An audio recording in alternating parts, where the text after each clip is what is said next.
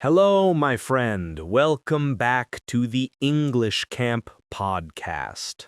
I am Adam, and today we are going to work on everyday expressions that make you sound natural, relaxed, and confident in real life, not like a robot or a textbook.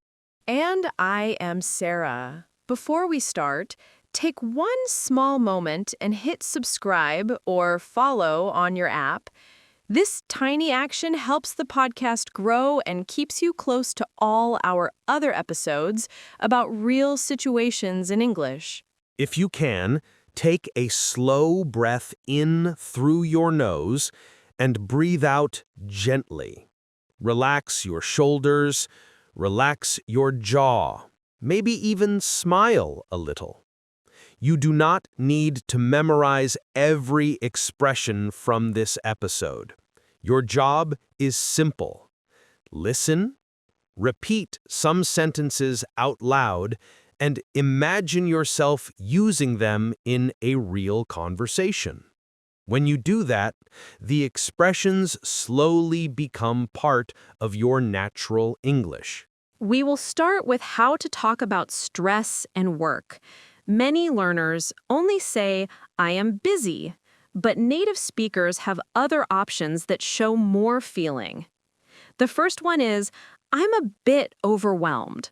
Overwhelmed means there is a lot happening at the same time, a lot of work, a lot of messages, a lot of problems, and your brain feels full. Imagine a friend at the office asks you, "How are things?" You could say, "Fine, I am busy," but that feels a little flat. Instead, you say, "Honestly, I'm a bit overwhelmed right now. There is so much happening at work." Now your friend understands you better. There is not just work, there's pressure. Repeat with me slowly. Honestly, I'm a bit overwhelmed right now. One more time. I'm a bit overwhelmed right now. Now we make it stronger. Another very common sentence is, I'm swamped. Swamped feels like you are underwater with tasks and messages.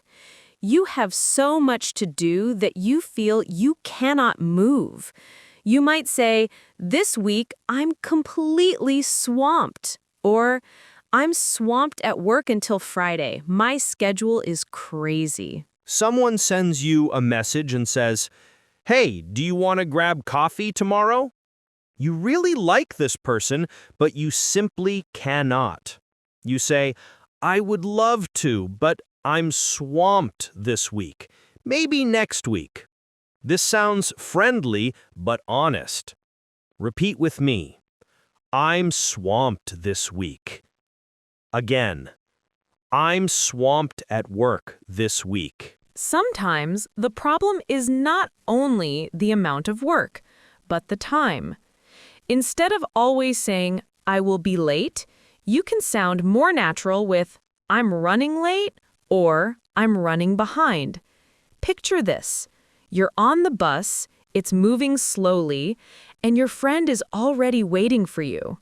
You text, sorry, I'm running a bit late. The traffic is crazy. I'll be there in 10 minutes.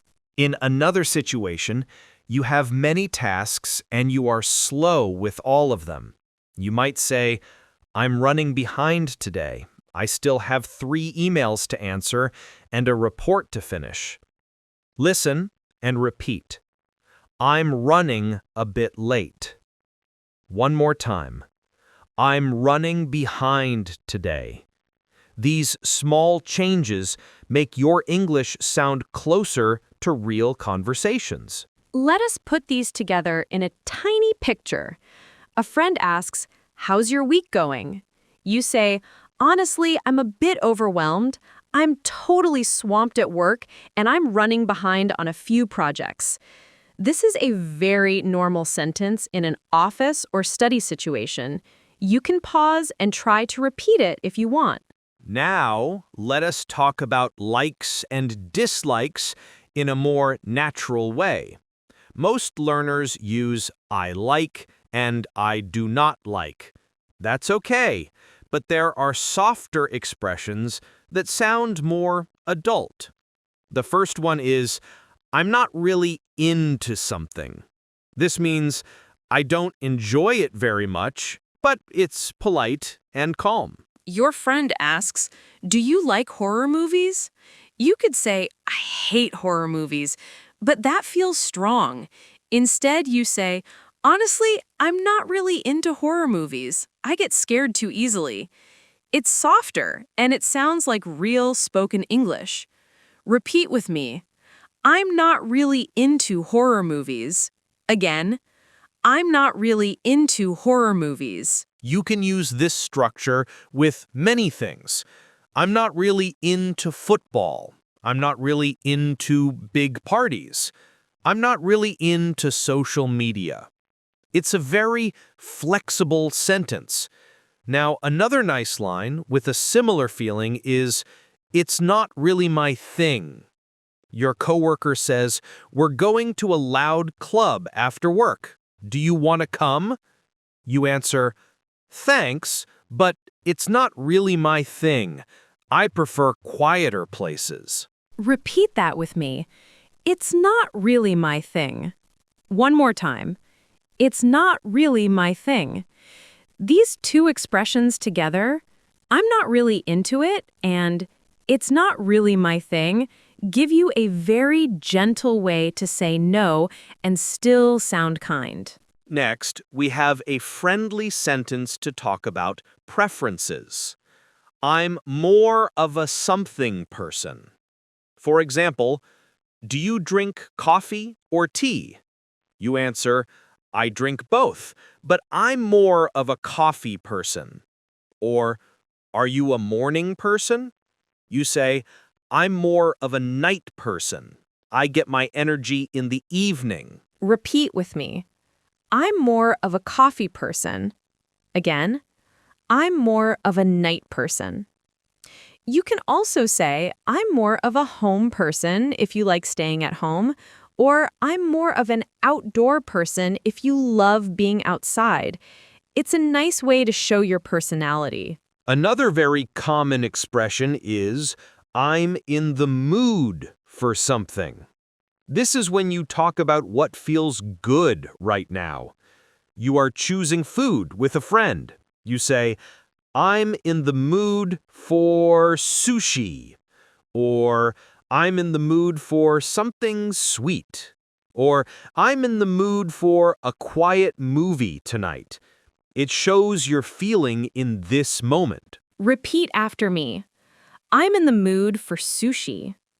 One more time. I'm in the mood for something sweet. You can change the last part again and again. I'm in the mood for a walk. I'm in the mood for a short nap. Very natural, very flexible. Let's build a little conversation with these expressions. Do you want to go to that new club tonight? Honestly, I'm not really into clubs. They're not really my thing. I'm more of a coffee person. I'm in the mood for a quiet cafe and maybe a chocolate cake. Listen to it again in your head and imagine yourself saying it to a real friend. Now we move to decisions and plans. People talk about plans every day, but they often don't have a clear plan, and they want to keep things flexible. One lovely expression is, I'll play it by ear. This means, I will see how I feel later and decide then. I don't want a fixed plan right now. Someone asks, are you coming to the party on Saturday? You say, I'm not sure yet. I'll play it by ear. Maybe you're tired. Maybe you want to check the weather. You're not ready to decide now. Repeat with me. I'll play it by ear. Again, I'll play it by ear. Another useful expression is, I am on the fence. Imagine two choices, like two sides of a fence, and you are sitting in the middle. You can see good and bad things on both sides, and you cannot decide yet. Your friend says, "Are you going to change your job this year?" You answer, "I do not know. I am still on the fence. There are good things and bad things." Again, I am still on the fence. One more time. I am still on the fence. This sounds much more natural than I cannot decide all the time. Now, sometimes people want you to choose, but you are flexible and any option is fine. In that case, you can say, "It is totally up to you." Two friends are choosing a place to sit in a cafe. Inside or outside? One friend says, "Where do you want to sit?" The other says, "It is totally up to you. I'm fine with both." This is a very polite way to give the decision to the other person. Repeat. It is totally up to you. Again. It is totally up to you. Here's a short dialogue with these three expressions. Are you going to the wedding next month? I'm still on the fence. It is a bit expensive. So what are you going to do? I do not know yet. I will probably just play it by ear. If you decide to go, we could drive together. Sure, it is totally up to you which day you want to leave. This is exactly how real people talk around plans. Let us give your mouth a small practice set. Repeat after me slowly. I am a bit overwhelmed right now. I am swamped at work this week. I am running a bit late. I'm not really into horror movies. It's not really my thing. I'm more of a coffee person. I'm in the mood for something sweet. I'll play it by ear. I'm still on the fence. It is totally up to you. If you said all of those out loud, your mouth already feels more comfortable with them. Now we will go into memory and information, because in real life we often forget names, numbers, and details, and we need natural ways to say that. The first expression is, "It doesn't ring a bell." When something rings a bell, it feels familiar in your memory. If it doesn't ring a bell, you do not remember it. Your coworker asks, "Do you know a guy called Daniel Foster?" You stop and think. The name does not feel familiar. You say, no, it doesn't ring a bell." Or, "Have you heard of this podcast? The title doesn't ring a bell." Repeat with me. It doesn't ring a bell. One more time. It doesn't ring a bell. Another very honest sentence is, "I'm terrible with names." Many people feel this, and they say it often in English. You meet someone again and you're embarrassed because you forgot. You smile and say, "Sorry, what was your name again? I'm terrible with names." It's a friendly way to ask again. Repeat that. I am terrible with names.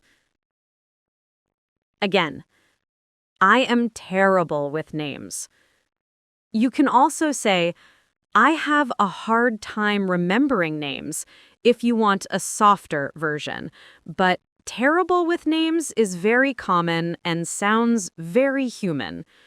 Now, imagine you almost remember something, but not exactly. The information is close, you can feel it, but it is not clear. Then you say, "It's on the tip of my tongue." A friend asks, "What is the name of that Italian restaurant we liked?" You answer, "Ah, it's on the tip of my tongue. Wait a second." You can almost say it, but it will not come. Repeat after me. It is on the tip of my tongue. One more time. It is on the tip of my tongue. Another expression for when your brain suddenly stops and you cannot think is, "My mind just went blank." You knew the answer a second ago, and now it feels like an empty white wall in your head. You can say, "I knew the answer, but when the teacher asked me, my mind just went blank." Or, "I wanted to say something smart in the meeting, but my mind went completely blank." Repeat with me, "My mind just went blank." Again, "My mind just went blank." So now you have 4 strong expressions for memory. It doesn't ring a bell. I'm terrible with names. It's on the tip of my tongue. And my mind just went blank. Listen to this small scene. Do you remember that guy from the conference?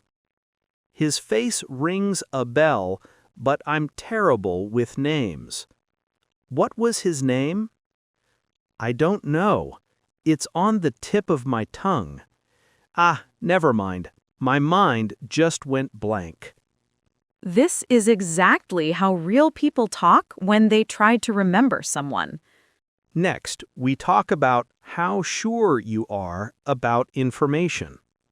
Sometimes you give a quick answer that is not exact. It's just a guess.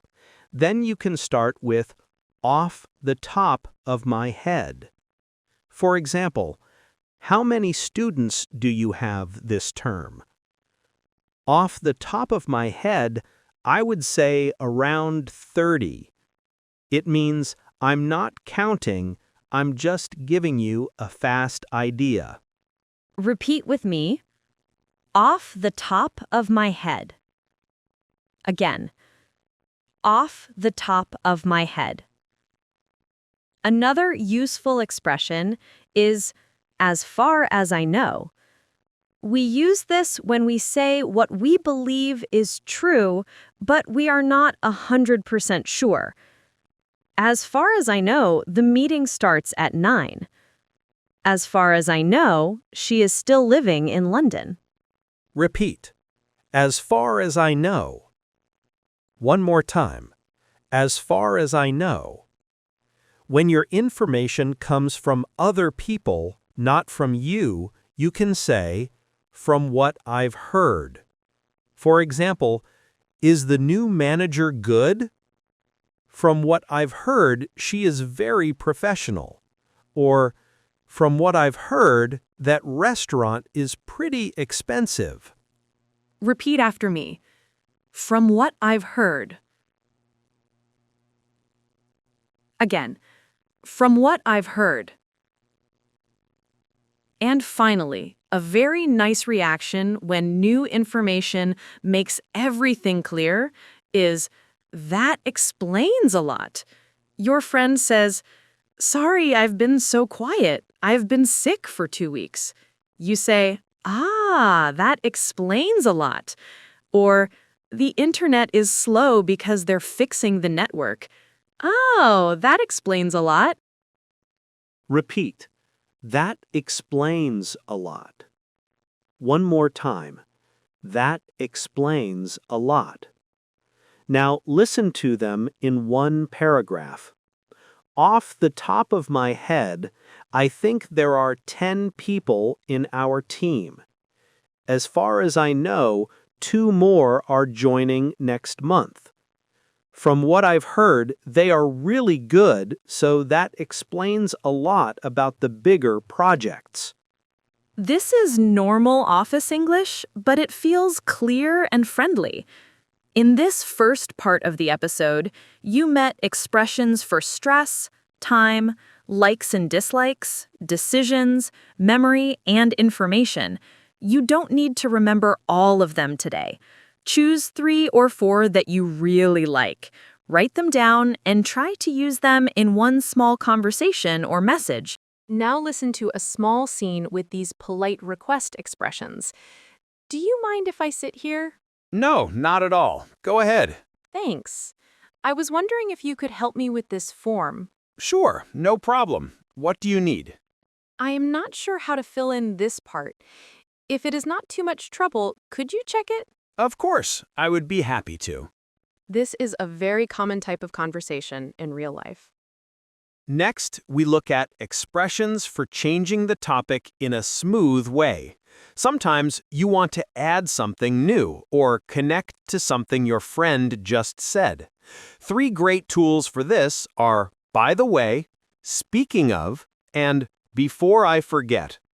By the way is for adding something that is not directly connected to the main topic. For example, thanks for helping me with the report. By the way, are you free on Friday? Or, I liked your presentation. By the way, where did you learn English? Repeat with me. By the way. Again. By the way. The second one is speaking of. We use it when we connect to a word or idea that the other person just said. For example, I'm really tired today. Speaking of being tired, how are your night shifts going? Repeat. Speaking of. One more time. Speaking of. And the third one is before I forget. We use it when we remember something important and we want to say it now before it disappears from our mind. For example, before I forget, can you send me the updated file? Repeat after me. Before I forget. Again. Before I forget. These 3 expressions make your conversations flow much more naturally. Now we move to giving opinions and disagreeing gently. This is important if you want to sound polite and mature in English. First we have, to be honest.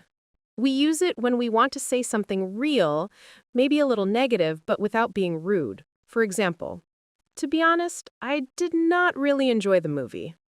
Repeat. To be honest. One more time. To be honest. The next one is the thing is. We say this when we want to explain a problem or a reason.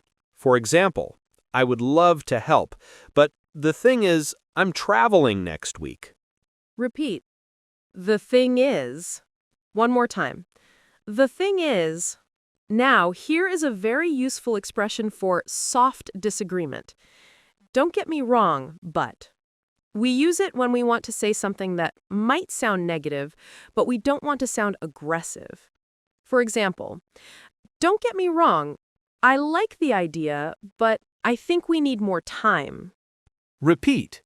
Don't get me wrong, but. One more time. Don't get me wrong, but. Another gentle way to disagree is, I see your point, but. This means, I understand your idea, but I still have a different opinion. For example, I see your point, but I think we should start with a smaller project. Repeat with me. I see your point, but. Again, I see your point, but. And there is one more expression you will hear a lot. At the end of the day. This means when we think about the most important part after everything. For example, at the end of the day, your health is more important than your job. Repeat. At the end of the day. One more time. At the end of the day. Now listen to a short scene with some of these. I think we should work all weekend to finish this. I see your point, but to be honest, people are exhausted. Yeah, but we have a deadline. I know. The thing is, if we push too hard, the quality will drop. Don't get me wrong. I want to do a good job. Me too. At the end of the day, we need a healthy team and a good result. Next, we look at flexibility and follow-up. These expressions help you talk about times and plans in a relaxed way. First, we have, I'm easy, either way. This means both options are okay for me. Someone asks, do you want to meet online or in person? You answer, I'm easy, either way. Repeat after me. I'm easy, either way. Again, I'm easy, either way. Another expression is whatever works for you. We use it when we want the other person to choose what is best for them. For example, we can do Monday or Tuesday, whatever works for you. Repeat, whatever works for you. One more time, whatever works for you. And then we have, that works for me. We use it when we agree with a time or plan. For example, let's meet at 3:30. Yeah, that works for me. Repeat with me. That works for me. Again, that works for me. After we agree, we often need to say that we will give more information later. 3 very common expressions are, I'll keep you posted, I'll let you know, and I'll get back to you. The schedule might change, but I'll keep you posted. I'm not sure if I can come on Friday. I'll let you know. I need to check my calendar. I'll get back to you this afternoon. Repeat with me. I'll keep you posted. I'll let you know. I'll get back to you. When someone gives you information or helps you, 2 very natural reactions are, thanks for letting me know, and I really appreciate it. For example, we changed the meeting to 10. Okay, thanks for letting me know. Or, here's the document you asked for. Great, I really appreciate it. Repeat after me. Thanks for letting me know. I really appreciate it. Finally, let's talk about ending conversations in a natural way. One very common line is, I should get going. We use it when we need to leave, but we want to be gentle. For example, well, I should get going. I have an early morning tomorrow. Repeat. I should get going. Again, I should get going. Another sentence is, I'll let you get back to it. We use this when the other person is busy and we want to end the conversation politely. For example, all right, I'll let you get back to work. Repeat with me. I will let you get back to it. One more time. I will let you get back to it. And one more friendly expression for the future is, let us catch up soon. Catch up here means talk again and share news. Repeat. Let us catch up soon. Again. Let us catch up soon. Now listen to a simple end of a chat. Anyway, I should get going. I have a meeting. No worries. I will let you get back to it. Let us catch up soon when things are quieter. Now we are going to put many expressions from the whole episode into one longer conversation. Just listen first, and then you can go back and repeat parts of it later. How is your week going? Honestly, I am a bit overwhelmed. I'm totally swamped at work, and I'm running behind on a few things. Yeah, that sounds rough. I can totally relate. We all have too much on our plate right now. By the way, from what I've heard, they're hiring 2 new people. Really? That explains a lot. As far as I know, they start next month. Good for us then. At the end of the day, we really need more support. Definitely. Are you going to the team event on Saturday? I do not know. I'm still on the fence. I might just play it by ear. It's totally up to you. I'm more of a home person anyway. I'm in the mood for a quiet weekend. Same here. I'm not really into big parties. They're not really my thing. I'm more of a coffee person. I prefer a small cafe and a good chat. Do you mind if I ask you a favor? Sure, no problem. What's up? I was wondering if you could look over my slides later. I'm terrible with design. I would be happy to. Just send them to me. I will keep you posted if I see anything big. Thanks, I really appreciate it. If it's not too much trouble, could you give me feedback before tomorrow? I will do my best, but the thing is, I have another project today. I will let you know tonight, and if I can't finish, I will get back to you tomorrow morning. That sounds perfect. Before I forget, have you met the new manager? Her name rings a bell, but I'm terrible with names. I might confuse her with someone else. I know what you mean. Sometimes my mind just goes blank when I meet new people. From what I've heard, she is very professional. Good for the company then. So when do you want to meet to talk about your presentation? Whatever works for you, I'm easy either way. How about tomorrow afternoon? That works for me. I will log in to the meeting room at 3. Great. I will let you know if anything changes. Thanks for letting me know. All right, I should get going. I have to check a few emails. No problem. I will let you get back to it. Let us catch up soon when we are not so overwhelmed. Yes, let's do that. And remember, you're doing your best. Don't be too hard on yourself. Thanks. I really needed to hear that.